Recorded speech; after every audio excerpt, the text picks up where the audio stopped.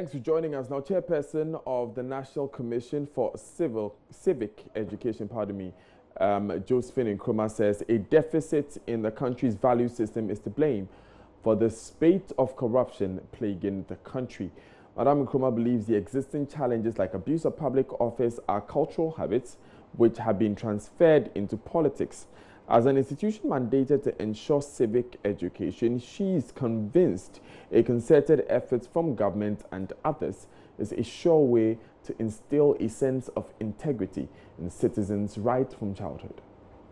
I think that the underlying problem is a deficit in values in our country, a deficit in values at all facets of society.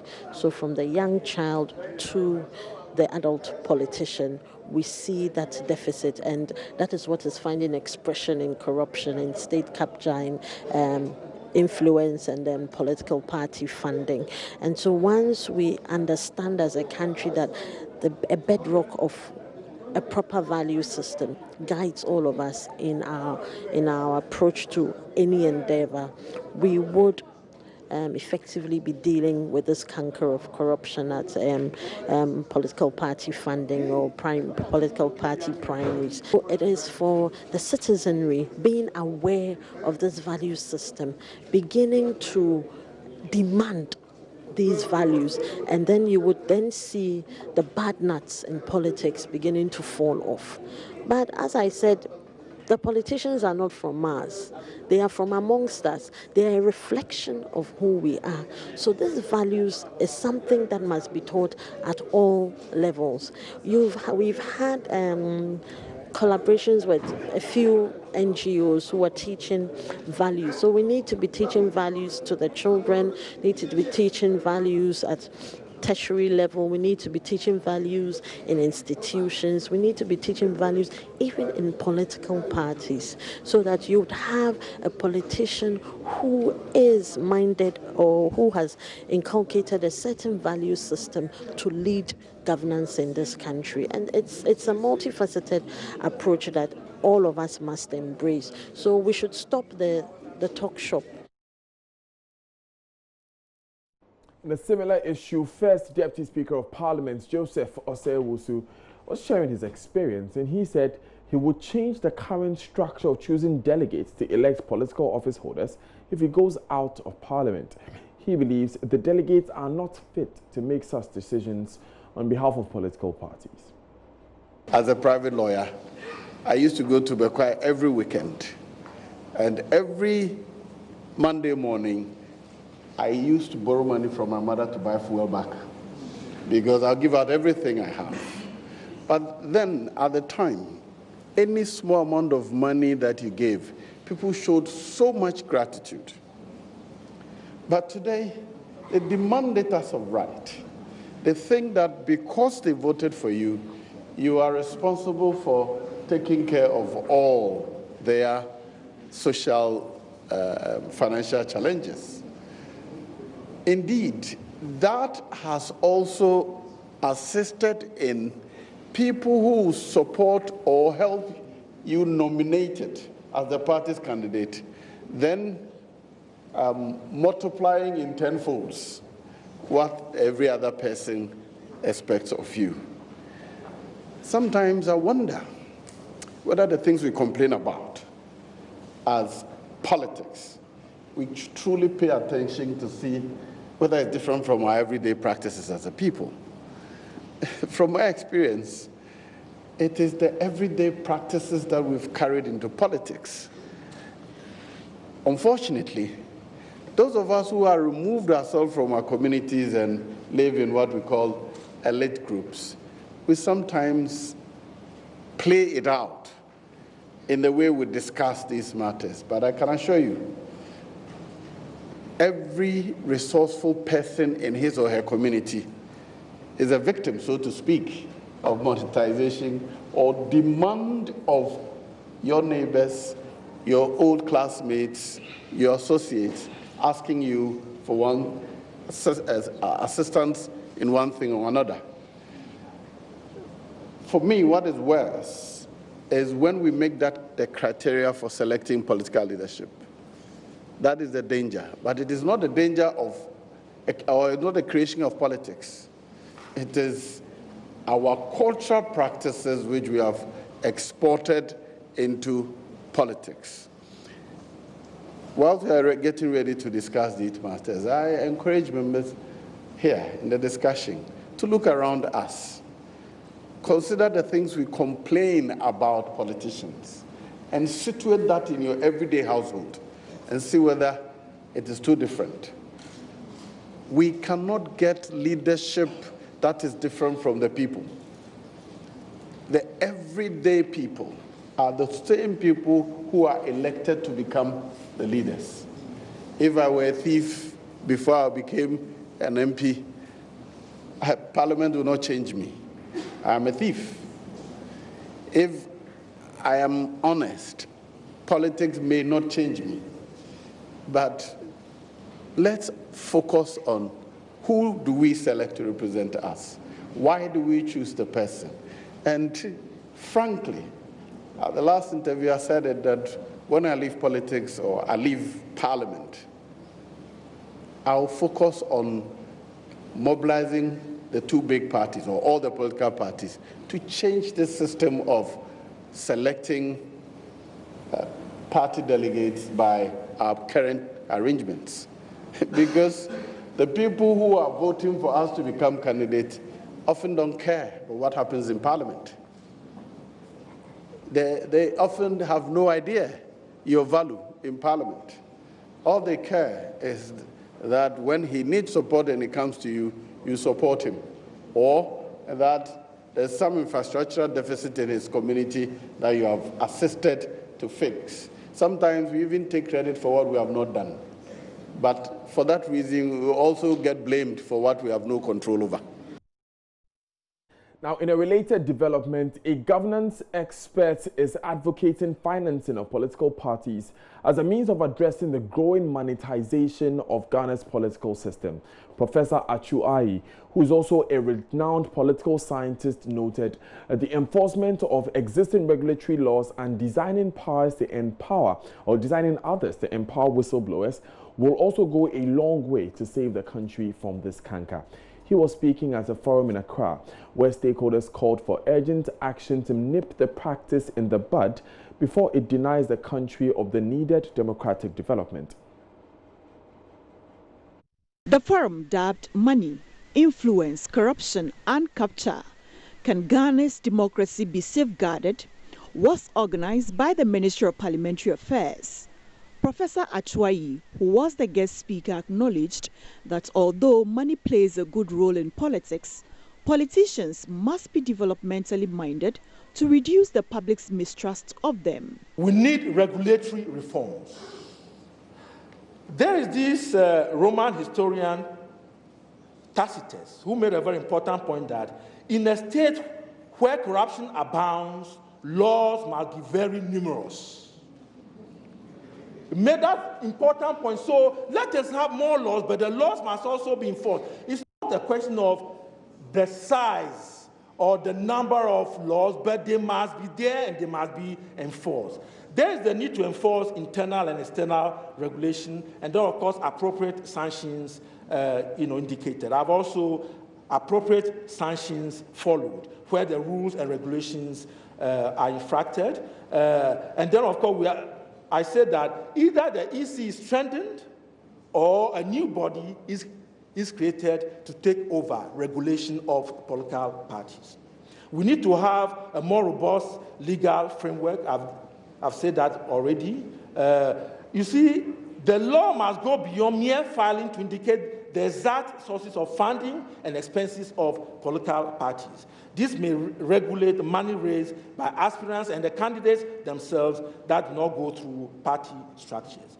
The other point I want to raise in terms of regulation is effective sanctions. We need sanctions. We need to enforce sanctions. We are not be able to do that. And of course, appropriate sanctions should be available, ranging from maladministrative penalties to minor infractions, to refusing political parties or candidates from participating in elections. These have been done in some countries in the past. And so we need to deal with. So our parties deregistered because of not following regulations about party finance, etc., etc. Minority Leader Haruna Idrisu observed that monetization threatens the country's democracy and called for concerted efforts to address it. He devised the threats in three.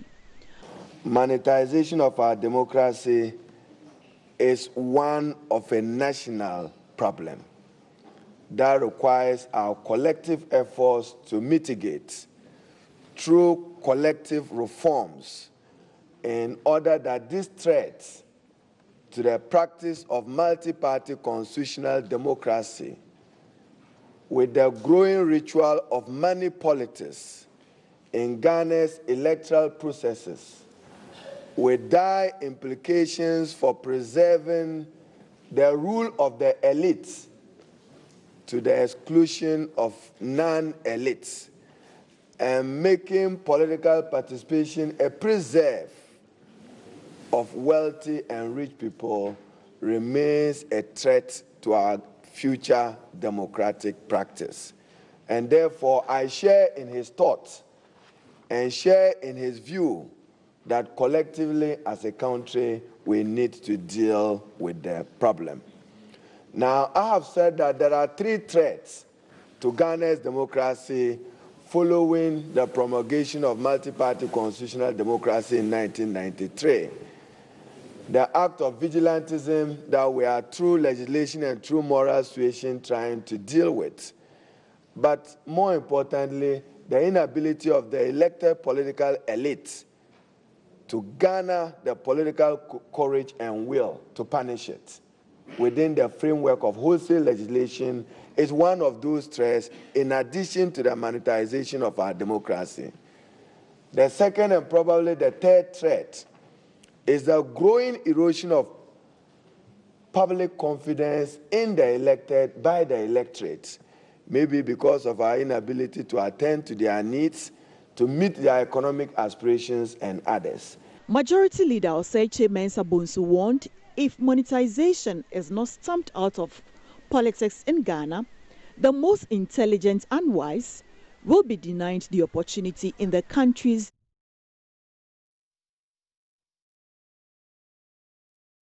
Now, hundreds of Ghanaians from different walks of life have joined the Coalition of Social Justice to stage a demonstration demanding a better Ghana.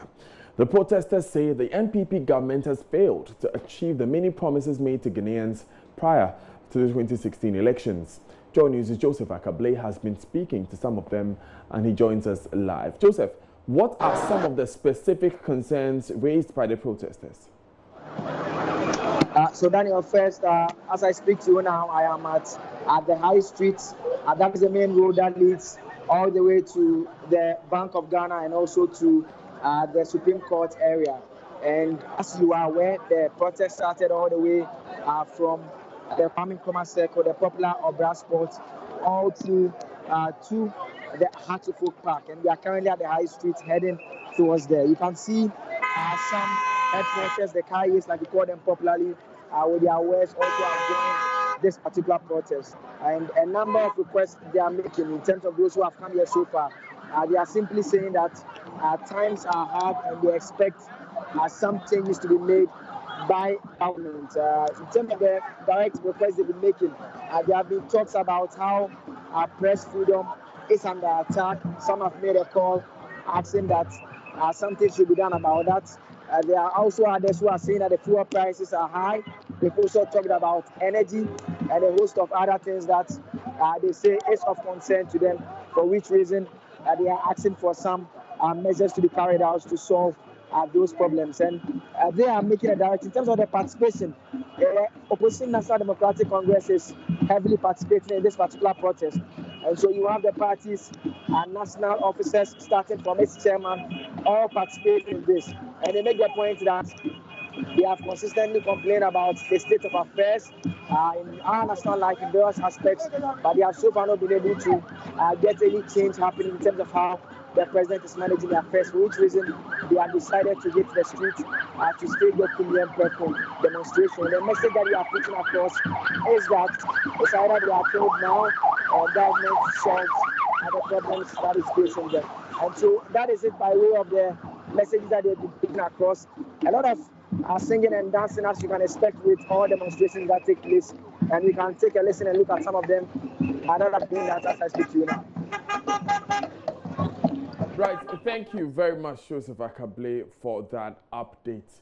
It's still live on Joy News Today with me, Daniel Daze. Coming up in business, Anglo Gold Ashanti on course to pour in first gold by end of year after resuming operations as they redeveloped Obuasi mine.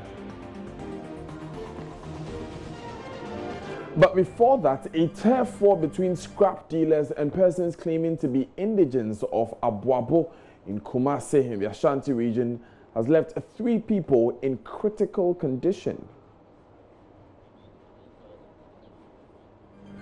That's coming up in the bulletin. Stay with us.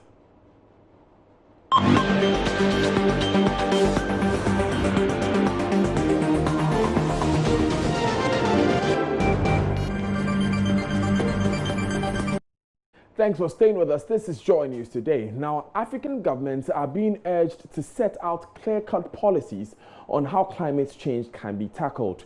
Director of Environment at the ECOWAS Commission, Dr. Johnson Buanu, says good policies remain the sure way to deal with the problem head-on. He was speaking when some climate change campaigners toured various environment-related institutions in the country.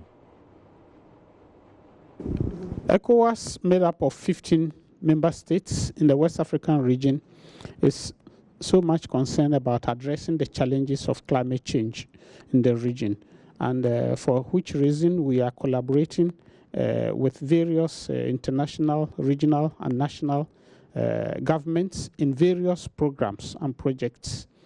For the climate services concerns, we are collaborating with WMO, the World Meteorological Organization, and the national meteorological agencies to establish national frameworks for addressing the concerns of climate impacts, especially the provision of data and information which are very relevant to national policymakers.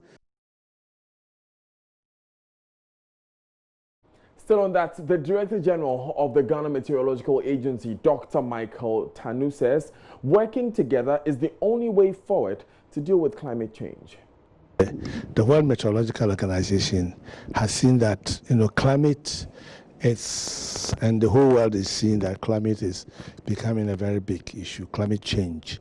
Why? Because most of our agriculture production, health and other issues are all being affected by climate. So the idea was that they really have to find a way to help countries at national levels to do some of these things, so that they'll form something like a force which will help address these issues. Therefore, there's the need that all stakeholders which are involved, like the agri sector, the health, the World Health Organizations, the health, Ministry of Health, and even the transport system, all have to come together as a group. So in so doing, ECOWAS teamed up with the World Meteorological Organization, looking at the 16 countries in ECOWAS to see whether they can help countries at national levels build up a national framework for climate services. Now, Paramount's chief of the Laura traditional area, Napowele III, has charged parents to stop their children from attending nightclubs and all-night church services. That is how the chief is addressing what he describes as increasing cases of teenage pregnancies in the Laura municipality. According to him, the challenge has reached alarming levels. He has also urged chiefs and queen mothers to work together in ensuring that the situation is brought under control. Now, Puwele Kabo made the statement at the installation of Na Nibeba Sando III as the chief of Nanyari in the Laura municipality of the Upper West region. Joy News' Upper West correspondent Rafik Salam witnessed the event and now reports. Paramount Chief of the Laura Traditional Area, Napole Cabo III, in a brief remark shortly after installing and adoring Nani Babarasando Guni III as Divisional Chief of Nanyare in the Laura municipality, expressed worry over the increasing cases of teenage pregnancy in the municipality. Though he didn't give figures to back his claim, he said the situation was getting out of hand and needs to be tackled head on. I'm sure you all agree with me that it is a serious matter across the whole of the Paramount. Please, chiefs, mothers, not allow them to go to night dances. There are some religious things that take place in the night till daybreak. At least when you should have control over your children. The number of teenage pregnancies is so alarming. And our air chiefs, queen mothers, that's Pognamine, and all of us to help in this respect. Napole Cabo III also spoke on the need for the municipality to work to attain open defecation-free status. The issue of open defecation-free, we must take this in very seriously. I think that it makes sense that we should eliminate this within the whole Paramount in order to improve the health status of our people and to move and get progress. Nanbabar Sando Goni III, who is a former employee of the National Service Scheme, took over as the chief of Nanyare following the death of Naninzuka Seni II in 2012. He paid glowing tribute to his predecessors and pledged to focus on the development of the area, with education being the prime of his agenda.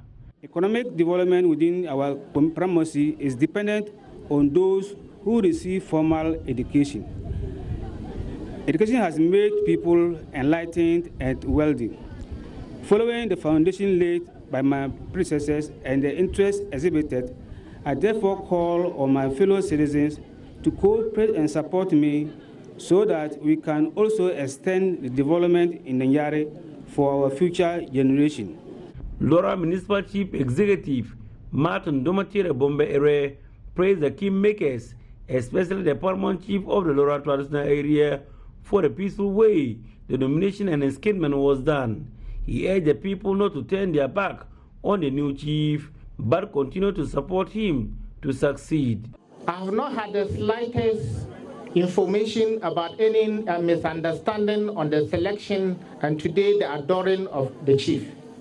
It therefore means that everybody have agreed and everybody have accepted that our new chief, Nan Nicholas Sando Guni III, is the person we want to lead in this community. I want to use this occasion also to appeal to the people that have chosen this chief that they should continue to support him as he has appealed to you, because that is the only way we can develop. Reporting for the news, Rafik Salam, Nanyare. Now, a tariff war between scrap dealers and persons claiming to be indigents of Abuabo in Kumasi, Ashanti region has left 3 people in critical condition. At least 3 houses have been burnt down, with over 7 wooden structures demolished by the feuding sites. Early this morning, one of the sites claiming to be owners of the land had moved in to demolish structures of the squatting scrap dealers. It was met with fierce resistance from the squatters. Individuals who are claiming ownership of the land say they have secured a court order to demolish their structures. Nanayao Jima has the latest. He has joined us. Nanayao, has the situation calmed down now? Yes, tempers are down now. Police early this morning moved in to help bring the peace, to help calm down the people, the feuding factions. So the place is very calm. But when I went there, people were trying to count their losses because these houses that were burnt down had people residing in them. So definitely at the moment they are trying to pick a few things that they had in their homes. The fire service is on the ground trying to calm the place, prevent another fire from emerging. They just finished dousing the fire that the two parties had set up there. I can see from the screens there that this seems to be quite a sizable area. About how many people were affected? At the moment, we've not been able to ascertain the exact number of people that were affected, but what I can say is that these wooden structures are very little, and therefore it can contain, they can build a number of them on a small piece of land. So we have definitely a sizable number of people affected, and also the buildings that are affected have a number of people also residing in them, and including a mosque has also been burnt down, and the people there now do not have any place to go. What the NADMO is doing is that at the moment they are assessing the damage caused, and they are trying to find them shelter for this evening. That's temporary shelter for both parties. And how are they reacting? I mean, the affected people. Now the people there are calm. They are trying to count their loss and seeing what they will do next from what has happened, trying to find place to lay their heads for the night. Both parties are not ready to, soften their stance. Those claiming ownership believe it's theirs. They have documents to prove that.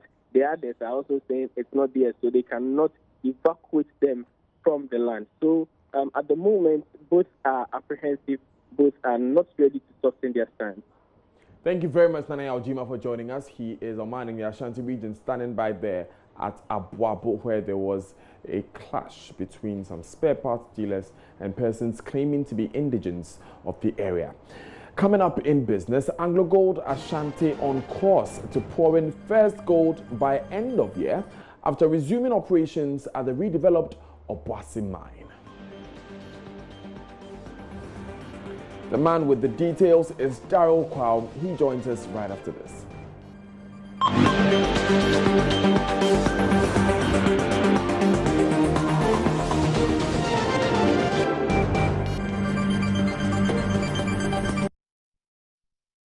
Now, before Becky brings us showbiz, quiz mistress of the National Science and Maths Quiz, Dr. Elsie Efa Kaufman, says she was disappointed when contestants of the only all-female school left standing in the competition, Wesley Girls High School, gave up very early during the semi-final contest yesterday. The students from Wegehe had earlier put up a spectacular performance against Prempeh College and Achimota School. Speaking on the NSMQ review show, she stated the audience, predominantly male, can sometimes be hostile, which requires not only competence at answering questions, but mental fortitude. She says there is still hope for a girls' school to win the competition.